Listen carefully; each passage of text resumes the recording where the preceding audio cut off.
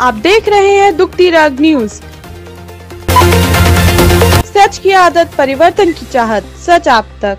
देखिए, अब वो हुआ जिसका पहले से कुछ अंदाज़ा लग रहा था कि सुप्रीम कोर्ट ऑफ इंडिया ने खुद ये सुमोटो कॉग्निजेंस लिया है और गवर्नमेंट से ऑक्सीजन की सप्लाई, दवाओं की सप्लाई, टीकाकरण वगैरह वगैरह इन तमाम मामलात पर सब जवाब पूछा है और कोर्ट ये कहता है कि ये एक कौमी हंगामी हालात से हमारा मुल्क इस वक्त गुजर रहा है, यानी एक नेशनल इमरजेंसी, राष्ट्रीय आपातकाल जिसको कहना चाहिए। सरकार के पास क्या जवाब है? सरकार के पास कोई जवाब जो है वो तो हम सब जानते हैं कि पूरी सरकार इस वक्त लगी हुई है बंगाल के इलेक्शन। उसके पास क्या जवाब है? प्रधानमंत्री जाते हैं और गृह मंत्री जाते हैं और भारतीय जनता पार्टी के जो दूसरे पदाधिकारी और अध्यक्ष वहाँ जाकर के रोड शो करते हैं, लाखों की भीड़ जमाते हैं और उसके बाद शाम को आने के बाद एक जो मीटिंग होती है उसमें 2-2 गज की दूरी बना लेते हैं।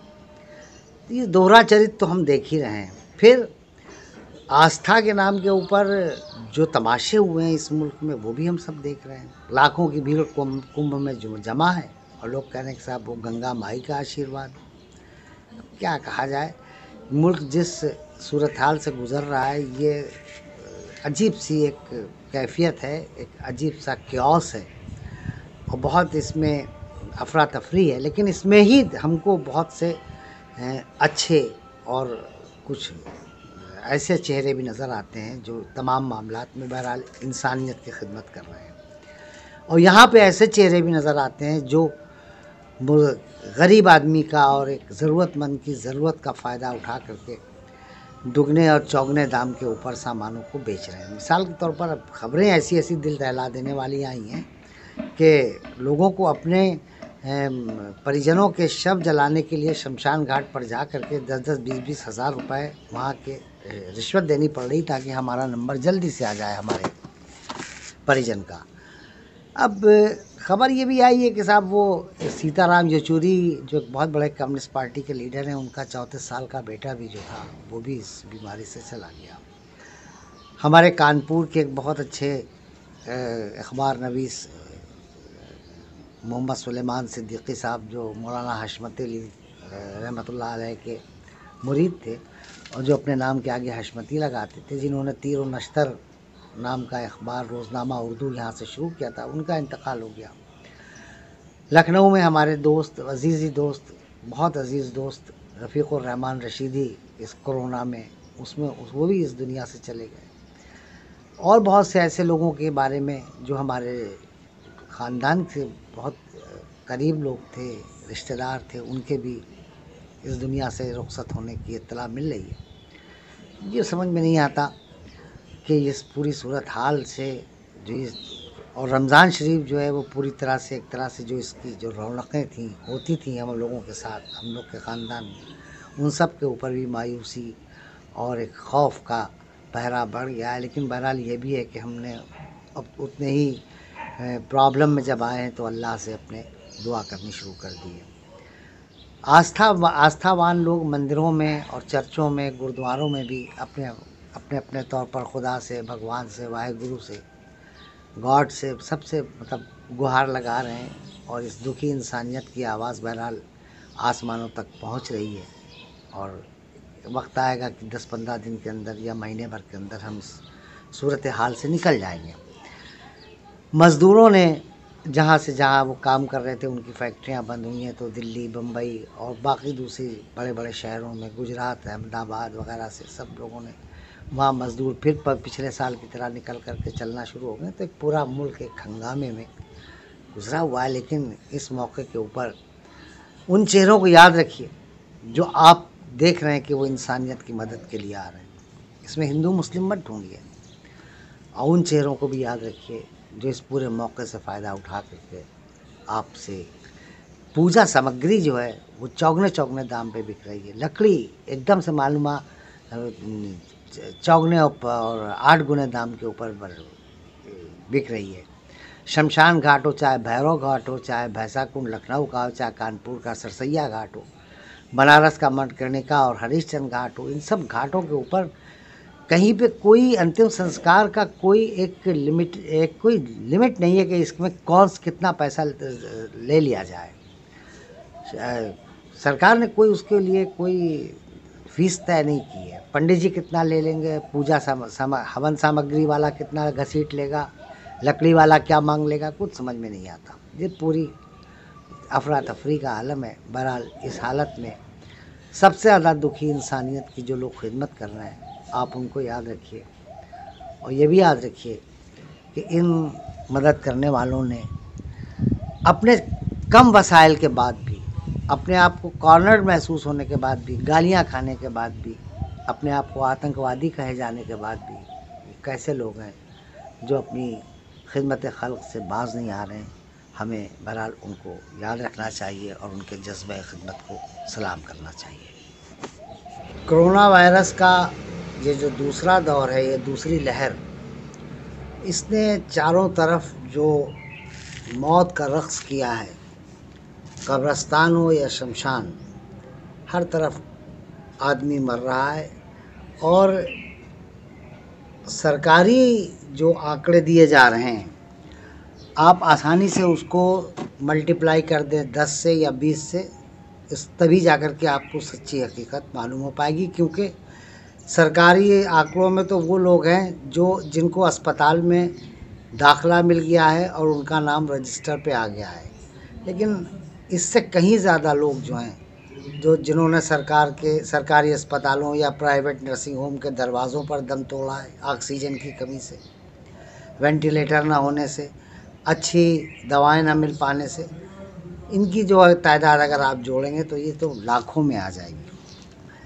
सवाल ये है कि क्या ये जो कुछ हो रहा है इसकी हमको पहले पेशगी इत्तला नहीं थी? वर्ल्ड हेल्थ ऑर्गेनाइजेशन और दूसरे पेंडेमिक एक्सपर्ट्स ने, जो वबाई अमराज के माहिरीन हैं, उन्होंने पहले ही से कह दिया था कि जनवरी में ये बात बता दी थी कि ये मार्च और अप्रैल के महीने में हिंदुस्तान इसकी दूसरी जो लहर आएगी उसकी ग्रिप में होगा, बहुत ख़तरनाक तरीके से। लेकिन अब हुकूमत जो है उसको तो हमारे 56 इंच के सीने वाले गप्पा महाराज, उनको तो बंगाल का इलेक्शन जीतना था, वो जीते या हम हारें वो एक अलग मसला है, लेकिन बहरहाल उन्होंने उसकी कोई उसकी तरफ प्राथमिकताओं में ये सब चीज़ उनकी शामिल नहीं थी। उसके बाद अब सवाल ये है कि क्या तीसरी लहर भी आएगी? फिर सवाल उसके बाद फिर आता है कि चौथी लहर भी आएगी।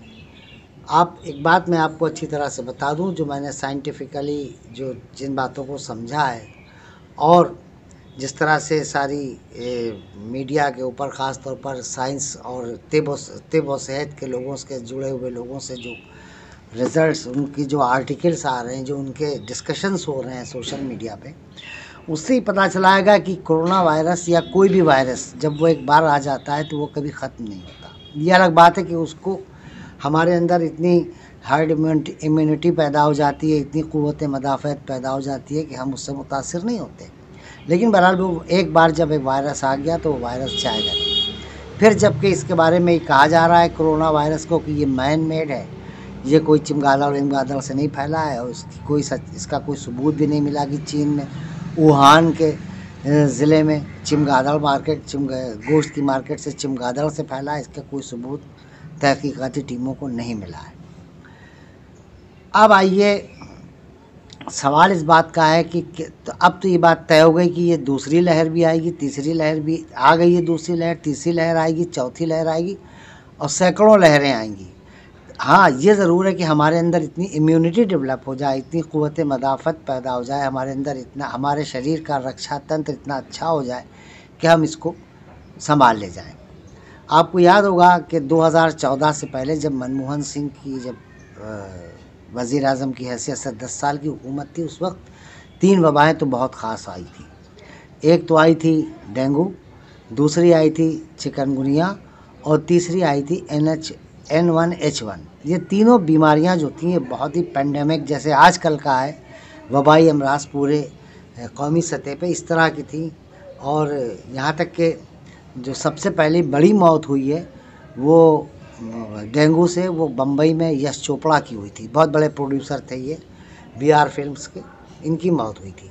उसके बाद लोगों ने एकदम घबरा गए थे, लेकिन उस वक्त मनमोहन सिंह जो थे और उनकी जो टीम थी कांग्रेस हुकूमत की, वो इतनी ज़्यादा समझदारी से उसने काम लिया था कि उसने तमाम इस वबा को, हरचंद के उस वक्त भी लोग लाखों लोग, सैकड़ों हज़ारों लोग मरे, मेरे ख्याल में लाखों भी मर सकते होंगे अगर देखा जाए आंकड़ा, लेकिन संभाल लिया था। लेकिन ये गवर्नमेंट जो है इसके बस से, अब बताइए आप, ये मुसीबत का वक्त है और हमारे 56 इंच के सीने वाला जो गप्पा है वो पंचायत राज चुनाव के सर्टिफिकेट बांट रहा है, प्रशस्ति पत्र बांट रहा है। तो इनको कोई फ़र्क नहीं पड़ता।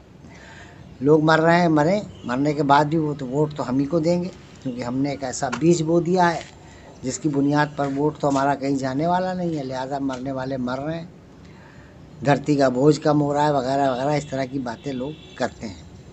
लेकिन सवाल ये है कि जिसके ऊपर बीती है वही समझ सकता है कि इस वबा ने उसको क्या दिया है।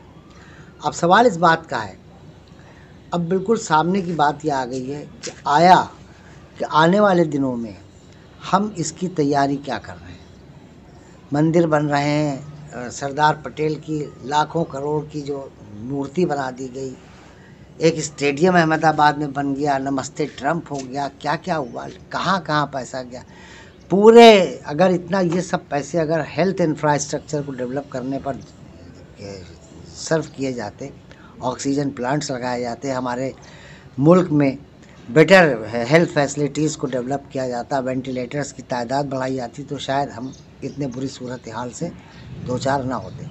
बहरहाल अभी भी वक्त गया नहीं, बुरा वक्त है, हम सब इस बुरे वक्त को झेल रहे हैं और prevention is better than cure. तो ये बात कही जाती है कि आप एहतियाती तदबीर पहले करें, इससे पहले कि बीमारी के इलाज आप बीमार ही ना पड़ें। उसके लिए आपको क्या करना है, इसमें तो बहुत से व्हाट्सएप के ऊपर, सोशल मीडिया के ऊपर देसी नुस्खे जो आ रहे हैं उनको ज़्यादा से ज़्यादा आप उस पर अमल करें और अपने आप को बग़ैर किसी ज़रूरत के घर से बाहर ना निकलें। बहुत ज़रूरत, शदीद ज़रूरत हो तो घर से बाहर निकलिए, अदरवाइज़ अपने आप को अपने घर के अंदर रखिए। अब सवाल इस बात का है कि जो वो तमाम मज़दूर, वो तमाम लेबर क्लास, वो मेहनत कश तबका जिसको रोज़ कुआं खोद कर पानी पीना होता था, रोज़ अपनी रोटी रोज़ी कमानी होती थी, वो घर पे अगर बैठ जाएगा तो भूखा मर जाएगा। ये सब सवालात हैं जिनसे इस वक्त हमारा पूरा मुल्क घिरा हुआ है। मुझे इस बात की बहुत खुशी हो रही है कि हमारे सिख भाइयों को से सबक लेकर के हमारी दूसरे हिंदू भाइयों ने, और इस बार तो ख़ास तौर पर मुसलमानों ने तो बड़े दिल का मुजाहरा किया, निकल आए हैं अपनी मदद के लिए। बहरहाल आप ये देखिए कि आपके मोहल्ले में आपके गरीब तबके के, मज़दूर तबके के लोग, आप एक ही आदमी को खाना खिलाने के काबिल हो सके तो कम से कम इतना ज़रूर कर दीजिए।